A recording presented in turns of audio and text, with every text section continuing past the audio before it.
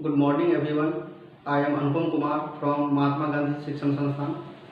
Today I am telling about exercise 2.1 which is the first chapter of inverse trigonometric function. तो inverse trigonometric function का सबसे पहला chapter है। इस chapter में इस एक्सरसाइज में पूछा गया है कि प्रिंसिपल वैल्यूज क्या होंगे। कल मैंने आपको बताया था प्रिंसिपल वैल्यू के बारे में, यानी ऐसा वैल्यू जिसके अंदर किसी भी इन्वर्स ट्रिगोनोमेट्रिक फंक्शन का 1 ऑन टू हो जाए, यानी उसका जो डोमेन है उस डोमेन पे वो वैल्यू रिपीट नहीं करे। अगर आप बार बार वैल्यू रिपीट करेगा तो वो मिनिमम फंक्शन होगा, यानी 1 नहीं हो पाएगा। तो जो फंक्शन 1 नहीं है उसका इन्वर्स हम नहीं निकाल सकते हैं। तो इसका इन्वर्स नहीं निकाल सकते हैं, इसका मतलब क्या हुआ, तो उसके वैल्यू को फिक्स किया गया है।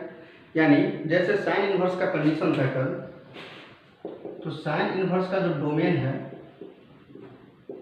ये डोमेन बताया गया था कहाँ से कहाँ तक, -1 से 1, और इसका जो रेंज था, रेंज का वैल्यू दिया हुआ था -π/2 से π/2। तो ये जो -π/2 से π/2 है रेंज, इसी को हम कहेंगे प्रिंसिपल वैल्यू। इसको कहा जाएगा प्रिंसिपल वैल्यू। यानी एक्सरसाइज 2.1 में जितने भी क्वेश्चंस हैं, मैक्सिमम क्वेश्चन में हमें प्रिंसिपल वैल्यू के बारे में ही पता करना है कि इसका प्रिंसिपल वैल्यू क्या होगा। तो चलिए हम स्टार्ट करते हैं एक्सरसाइज 2.1।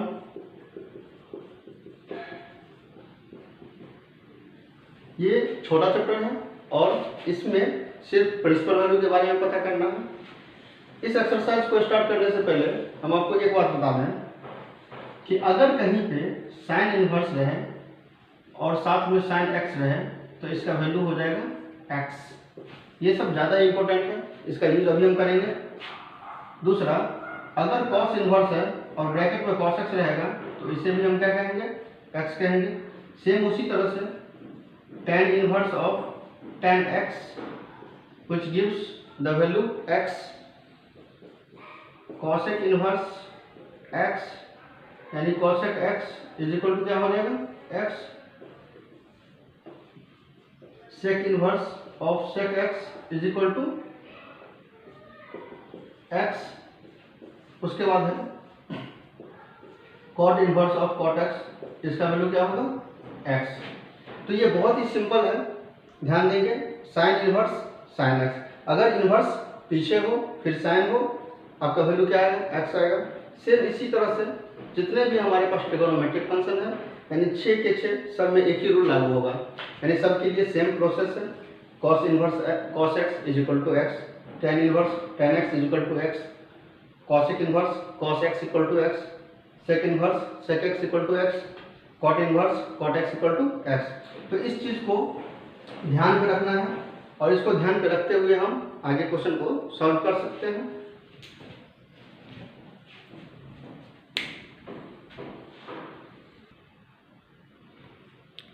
तो सबसे फर्स्ट नंबर क्वेश्चन है कि साइन इनवर्स ऑफ -½ का प्रिंसिपल वैल्यू निकालना है। कैसे निकलेगा, ध्यान देंगे इस बात पे। Sign inverse of -1/2। सबसे पहले हम ये देखेंगे कि साइन इनवर्स की कंडीशन में प्रिंसिपल वैल्यू का ब्रांच कहाँ से कहाँ तक होगा, तो -π/2 से π/2।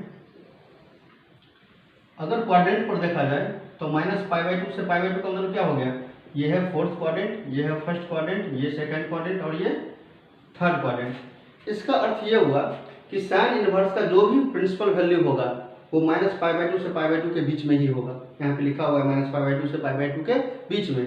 तो -π/2 से π/2 यानी फोर्थ क्वाड्रेंट लेंगे या नहीं तो फर्स्ट क्वाड्रेंट लेंगे। अब हम जानते हैं कि फर्स्ट क्वाड्रेंट में साइन का वैल्यू पॉजिटिव होगा। साइन क्या है, जितने भी ट्रिगोनोमेट्रिक फंक्शंस हैं सारे के सारे वैल्यूज फर्स्ट क्वाड्रेंट में पॉजिटिव होते हैं। तो या तो हम फोर्थ क्वाड्रेंट में ले सकते हैं या तो फर्स्ट क्वाड्रेंट में ले सकते हैं। अब चूंकि यहाँ पे नेगेटिव में वैल्यू लाना है माइनस में, तो माइनस वैल्यू यानी नेगेटिव वैल्यू लाने के लिए हमें फोर्थ क्वाड्रेंट का यूज करना चाहिए, क्योंकि फर्स्ट क्वाड्रेंट में अगर हम इसे रखेंगे तो वो पॉजिटिव वैल्यू देगा। अब हम देखते हैं कि यहाँ पर जो ट्रिगोनोमेट्रिक फंक्शंस का वैल्यू है वो हमें याद रखना चाहिए। इस चीज़ को हम लिख सकते हैं साइन इनवर्स, यहाँ पे -1/2 है तो -1/2 के जगह पे हम क्या लिखेंगे, साइन π/6। कोई दिक्कत नहीं है क्योंकि साइन 30 डिग्री, 5/6 का अर्थ क्या है 30 डिग्री। तो साइन 30 डिग्री का वैल्यू क्या हो जाएगा, 1/2 हो जाएगा, और उसके पीछे क्या लगा हुआ है, माइनस। इसे हम फिर से लिख सकते हैं साइन इनवर्स ऑफ साइन -π/6। इसमें कोई प्रॉब्लम नहीं होना चाहिए, क्योंकि हम जानते हैं कि साइन माइनस थीटा का वैल्यू माइनस साइन थीटा होता है। तो sine -π/6 which is equal to minus sine π/6, यानी जो वैल्यू ये है वही वैल्यू ये है, यानी माइनस साइन π/6 को हम इस तरह से लिख सकते हैं। तो sine inverse of sine x, अभी कुछ देर पहले हम आपको बताए थे कि sine inverse of sine x is equal to क्या होता है, एक्स। तो साइन इनवर्स और साइन ये चला गया, आपका क्या आ गया, -π/6। यानी इस तरह से हम कह सकते हैं कि साइन इनवर्स माइनस हाफ का प्रिंसिपल वैल्यू कितना होगा, -π/6 होगा। तो ये पहला नंबर क्वेश्चन था, इसे आप अच्छी तरह से ध्यान से देख लेंगे, ये बहुत ही इंपॉर्टेंट क्वेश्चन है और इसी टाइप से क्वेश्चन पूछा जाएगा फाइनल एग्जाम में। अब सेकेंड नंबर क्वेश्चन है cos इनवर्स √3/2, cos इनवर्स √3/2। अब इसके बारे में हम बात करते हैं, चूँकि यहाँ पे पॉजिटिव वैल्यू है √3/2 और हम आसानी से जान सकते हैं कि cos इनवर्स का जो प्रिंसिपल वैल्यू ब्रांच होगा वो 0 से लेकर के पाई के बीच में होगा। तो 0 से पाई का मतलब क्या हुआ, या तो फर्स्ट क्वाड्रेंट को हम इन्वॉल्व कर सकते हैं या तो सेकंड क्वाड्रेंट को इन्वॉल्व कर सकते हैं। अगर हम फर्स्ट क्वाड्रेंट में जाते हैं तो पॉजिटिव वैल्यू देगा, और cos अगर सेकंड क्वाड्रेंट में जाएगा तो नेगेटिव वैल्यू देगा।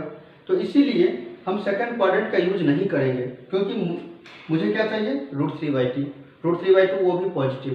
तो √3/2 अगर प्लस में आएगा इसका मतलब क्या हुआ कि हमें फर्स्ट क्वाड्रेंट का ही यूज करना चाहिए।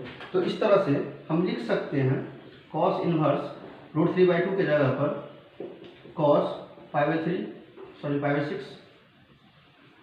तो cos π/6, चूँकि cos 30 डिग्री का वैल्यू क्या होता है, √3/2 होता है। तो अब हम देखेंगे cos inverse cos x equal to अभी क्या बताए थे, x होगा, यानी हमारा आंसर π/6 हो जाएगा। ये वेरी सिंपल क्वेश्चन था ये। तो इस तरह से हम देख सकते हैं कि cos इनवर्स √3/2 का प्रिंसिपल वैल्यू क्या हो जाएगा, π/6 हो जाएगा। तो ये सेकंड नंबर क्वेश्चन था। अब third number question, question number third में कह रहा है cosec इनवर्स 2, cosec इनवर्स 2। तो cosec इनवर्स है तो इसका भी -π/2 से π/2 ले सकते हैं। तो चूंकि ये पॉजिटिव वैल्यू है, अगर नेगेटिव रहेगा तो ज़्यादा दिमाग लगाना होगा, लेकिन ये पॉजिटिव वैल्यू है इसीलिए इसमें ज़्यादा दिमाग हम अप्लाई करने की ज़रूरत ही नहीं है। तो cosec इनवर्स 2 है, हम जानते हैं कि cosec 30 डिग्री का वैल्यू क्या हो जाएगा, 2 के बराबर। तो इसे हम लिख सकते हैं cosec inverse of cosec 30 degree यानी π/6, और इसका भी प्रिंसिपल वैल्यू का कितना आ जाएगा, π/6 आ जाएगा। तो इस तरह से हम देख सकते हैं कि क्वेश्चन नंबर जो थर्ड है cosec इनवर्स 2, उसका भी आंसर क्या होगा, π/6 ही होगा, और ये भी बहुत ही सिंपल क्वेश्चन था। Next question will be tan inverse -√3। तो अब हमें निकालना है tan इनवर्स -√3 का प्रिंसिपल वैल्यू। तो हम जानते हैं कि tan इनवर्स के कंडीशन में प्रिंसिपल वैल्यू कहाँ से कहाँ होगा, -π/2 से π/2, और वो भी ओपन इंटरवल। इस ओपन इंटरवल का मतलब क्या हुआ कि हम -π/2 नहीं ले सकते हैं, π/2 नहीं ले सकते हैं, सिर्फ इसके बीच वाले वैल्यू को ले सकते हैं। तो अब हम देखेंगे कि अगर -π/2 से π/2 है, इट मीन्स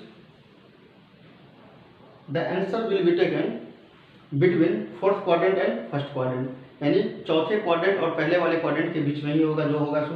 अब हम चेक करते हैं, हम जानते हैं कि 10 में √3 कितना डिग्री पे आएगा, 60 डिग्री पे आएगा। तो इसे हम लिख सकते हैं tan इनवर्स ऑफ 10 - 10 60 डिग्री बोले तो π/3 हो जाएगा। अब हम जानते हैं कि tan - थीटा इक्वल टू क्या होता है, -tan थीटा।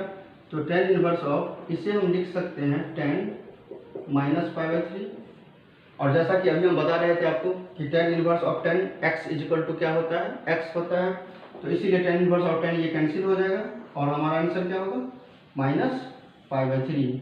तो ये आंसर था किसका, tan इनवर्स -√3 का। तो इस तरह से हम देख सकते हैं कि प्रिंसिपल वैल्यू कैसे निकलना है, और पूरे एक्सरसाइज में जितने भी क्वेश्चन है सारे के सारे क्वेश्चन इसी तरह से बनेंगे। तो आप ट्राई कर सकते हैं। Thank you. आप लोग बनाएंगे, सारे के सारे क्वेश्चन बनेंगे इस 2.1 के, या जो भी बुक हो इससे कोई मतलब नहीं है, चाहे वो NCERT का हो, चाहे वो KC सिन्हा का हो, चाहे वो RD शर्मा का बुक हो चाहे RS अग्रवाल का बुक हो, किसी भी बुक से आप बनाएंगे सेम प्रोसेस है, क्वेश्चन डिफरेंट होगा, प्रोसेस सेम होगा, बना सकते हैं। तब तक के लिए थैंक यू।